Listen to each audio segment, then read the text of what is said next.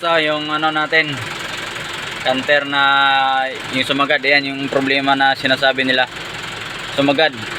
So nagpalit na ako ng sending unit, ganoon pa rin. Nagpalit na ako ng gauge, ganoon pa rin. Sinelpakan ko ng ibang gauge to kahit yung walang RPM. Same pa rin yung scenario niya, nakataas pa rin. Lalo pag nagkambyo ko ng reverse. So ngayon ganyan siya nakasagad ngayon. Maya bigla siyang babalik sa gitna. Tapos pag kinambyo mo na naman ng reverse, biglang akit sa full. Ayan, nakasagad ng temperature. So nag troubleshoot na ako. Nakita ko dun yung isang ground hindi nakalagay dun sa engine ground. So yung nasa ilalim. Ikabit mo yung ground, idikit mo lang. Ayan, ipapadikit ko yung ground dun sa ano, sa ilalim. Yan, nakasagad yan. Tingnan mo, makita mo. Ayan, unti-unti siyang bumababa. Ayan, unti-unti nang bumababa yung temperature hanggang sa magkalahati siya.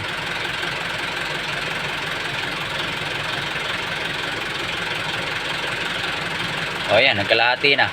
So yan yung normal nya dahil naka thermostat yung ano natin, makina. So yan yung normal nya na temperature. So pag inangat yung ground doon sa engine, tataas din yung temperature dito. Papaangat ko doon. Sige, angat mo, Jake. Tanggalin mo. Yan, umangat na agad, Ayan na. Hindi pa ako kumambyo, umangat na. Pag binalik ulit, balik mo. Dikit mo ulit. Dikit mo ulit, Jake.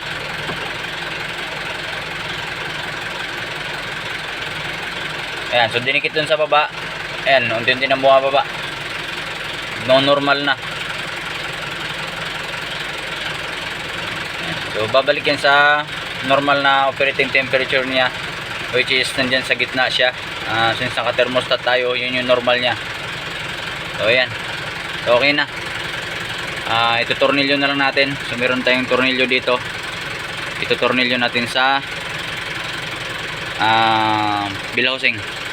Okay. So ito yung ano, tulan to, nilinis na lang. Nilinis na namin to. Yan. Itutornilyo na lang natin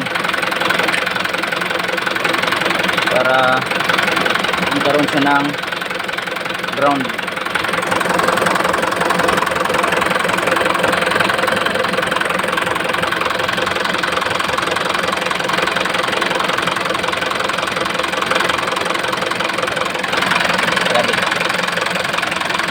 Ang mangyayari kasi wala siyang ground doon sa pupunta sa itaas.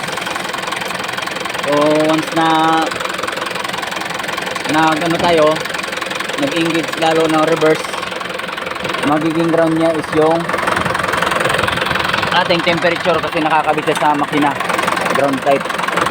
Sige, okay naman boy, baba na. Sige, magang yan, baba mo lang. Bagsak tapos ka. Alak mo. Ayun na.